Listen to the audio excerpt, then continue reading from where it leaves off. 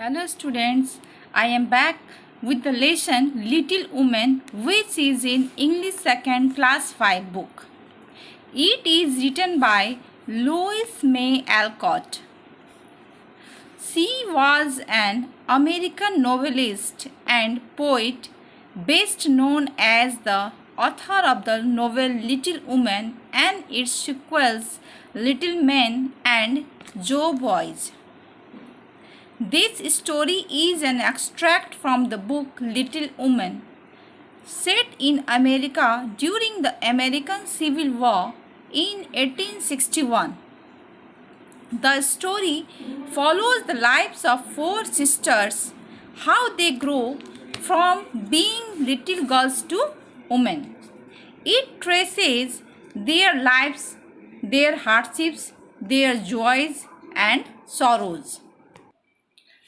I request all the students to open the book page number 45 and have a look on it before starting the video. Now I am going to read the book. Here are 5 characters. 4 are sisters and 1 is mother. Meg, Beth, Jo and Amy are sisters and Mrs. March is their mother. Scene 1. The 4 girls are in a living room. They all look mournful. There is a Christmas tree indicating that Christmas is approaching. Here mournful means very sad. In Hindi, बहुत दुखी होना. And there is another word, approaching. Approaching means to come nearer. Here the girls are sitting in a living room and they look very sad because the Christmas is nearer, and they are very sad because they have no money to celebrate Christmas and buy presents. Jo, grumbling. Christmas won't be Christmas without any presents this year. Here there is a word grumbling. It means to complain in a bad-tempered way. Jo says Christmas won't be Christmas without any presents. Now, Meg. It is dreadful to be poor. Here, dreadful means unpleasant. Meg says being poor is a very unpleasant thing. We should be rich, according to Meg. Now, Amy. Stamping her foot on the ground, she says, it is not just fair for some girls to have everything and others to have nothing.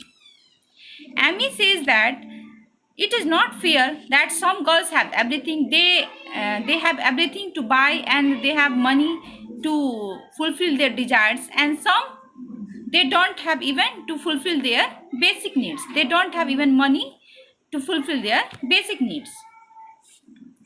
Now, Beth. Contentedly. We have mommy and father and we have one another. Here there is a word contentedly. It means santosh purvak. In Hindi it is called santosh purvak. This brings a smile on the faces of all the girls. The smiles suddenly turn into sad faces as Jo reminds them of something. They had a smile on their faces, but it suddenly disappeared when Jo reminds them something. Jo, sadly, oh, but we shan't have father for a long time yet. The father is far from over. Actually, their father is on a war. He has gone for a war and he hasn't returned for a year. Now Meg says, holding Joe's hand, you know Why Marmee said we should not have parents this Christmas. It is going to be a cold and hard winter, and so many of our men are at war. Will it be fair if we spend so much money and celebrate Christmas? The least we can do is gladly make a little sacrifice.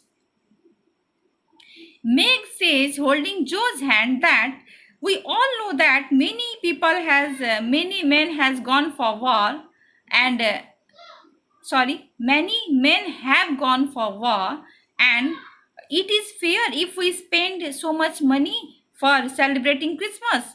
The least we can do is gladly make a little sacrifice.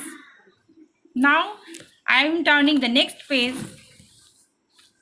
Joe, Meg, we only have $1 each. How will saving this dollar help the army? I can't expect Marmee or you to give me a present. But I do want this book. Can't I even buy just that for myself? Joe says that, Meg, we only have $1, and how can we buy gift for us or help army and celebrate Christmas with $1 rupees? We don't have enough money. Beth, oh dear, I did want to buy some music seats. Mine are quite torn. Now Beth is telling that, oh dear, I don't have music seats and I need them. My are already torn. Amy, I want to buy a new set of coloring pencils. I need them badly. Now Amy is telling that she needs coloring pencils. She doesn't have. And Joe, look everyone, Mommy hasn't told us anything about saving the money we have. So we should buy ourselves the gifts we want and be happy. Joe tells everyone that, look everyone, our mother hasn't told anyone to save money. You have to save money. You can buy yourself your gift and be happy. Meg, in a soft but unsure voice, I do have been working for all year long. Teaching those dreadful kids is no easy task after all. I am just longing to have something nice as a reward. Meg tells her problem that I work for a year long, and teaching those kids is not an easy task. Joe, teaching the children can't be half as bad as being locked in a house with a nagging old woman who is never happy with anything I do. Taking care of the old lady makes me want to just fly out of the window. Now Joe is telling her problem that teaching is little bit easy than being locked in a house with a nagging woman. Nagging here means complaining. Every time complaining and never being happy with the others' work. Joe is again adding that taking care of that nagging woman is not a easy task. He just want to just fly out. She just want to just fly out of the window than that of taking care of that woman. Beth, it's wrong to fret. I know, but I do sometimes wish my hands wouldn't get so hard with all the washing and cleaning. It makes it hard for me to play the piano. Now, Beth says that washing and cleaning makes her hands so hard that it makes it hard for her to play the piano. That is also a tough task. Amy, I don't think any of you suffers as I do. Now Amy tells her problem. I am plucked by the girls who mock you for every little thing. They make fun of you if you haven't done your lessons, if you are wearing a shabby dress, and even if they think you don't have a nice nose. Now, Amy says that I don't think any of you suffers then as I do. Every time the girls make fun of her and she even make fun of her and her dress also, when she wears a shabby dress, and they also think that Amy doesn't have a nice nose. Here shabby means in poor condition due to regular use. Shabby dress means in poor condition due to regular use. Meg, let's stop bickering, girls. We do have work we earned for ourselves and are quite jolly. Here is a word bickering. Bickering means arguing about things that are not important. And all the girls hug each other and go off to do their chore. Chore means a job that is not interesting but you must do. Now, scene 2 starts. The clock strikes 6. The girls brighten up since it is time for their mother to come back. Meg lights the lamp. Amy gets out of her chair. Joe takes Mommy's slippers closer to the blaze to warm them. The sight of Mommy slippers has a good effect on the girls. Now, Joe. Mommy's slippers. Mommy is their mother. Mommy's slippers look really old and worn out. I think she needs new ones, Joe says. That their mother's slippers are worn out and she thinks that she needs a new one. Beth, I shall buy a new pair for her with my dollar.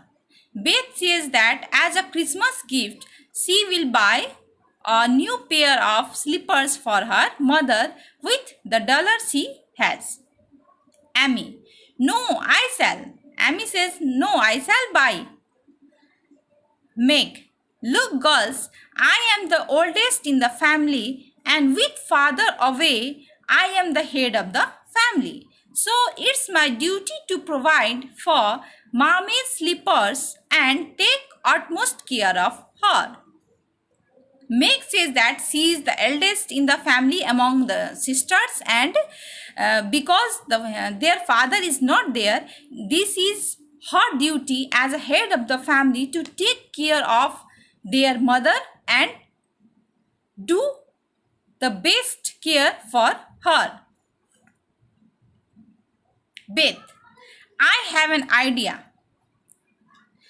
Let's all buy Mommy gifts for Christmas. Let's not buy anything for ourselves. Beth says, yes, we can buy Mommy's gifts for Christmas and the remaining we can buy for ourselves also if we have saved the money after buying the Mommy's gifts. Joe, excitedly, it's just like you, Beth, to think of something like that. What shall we buy for Mommy? Meg, I will buy her a pair of gloves. Joe, I can get her army shoes.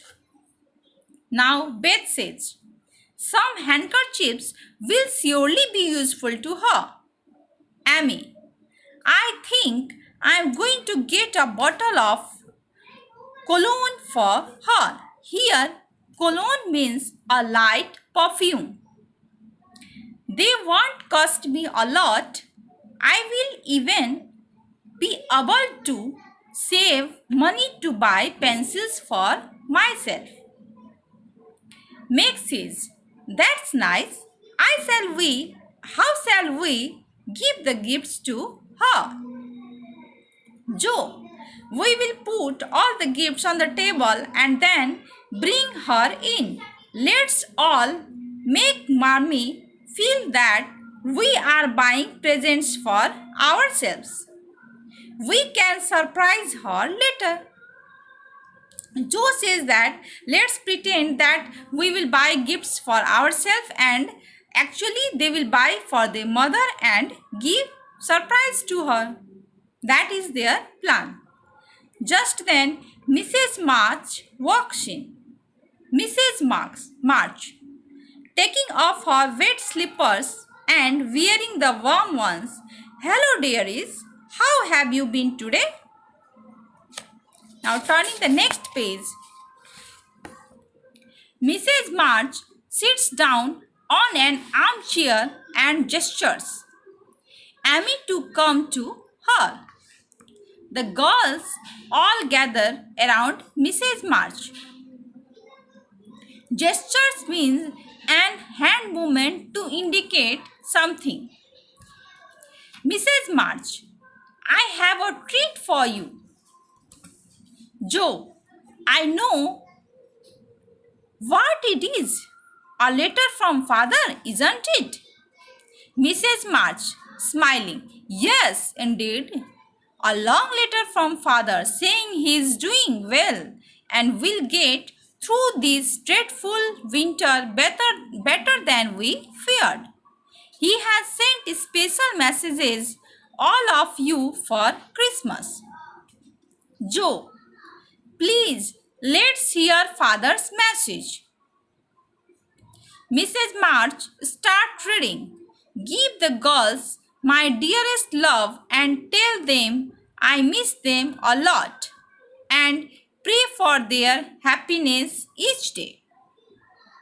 Tell them I think of them by day and pray for them by night. A year seems very long to wait before I see them, but remind them while we sit, we must all walk. Tell them they must all do their duties to their best abilities, so that when I return, I will be a happier and a prouder father to each of my little women." Now, students, tomorrow we will continue the same lesson. Today, I am stopping here. That's all, and stay home, stay safe. I hope you have understood what we have discussed, and tomorrow we will continue it in the next video. Goodbye.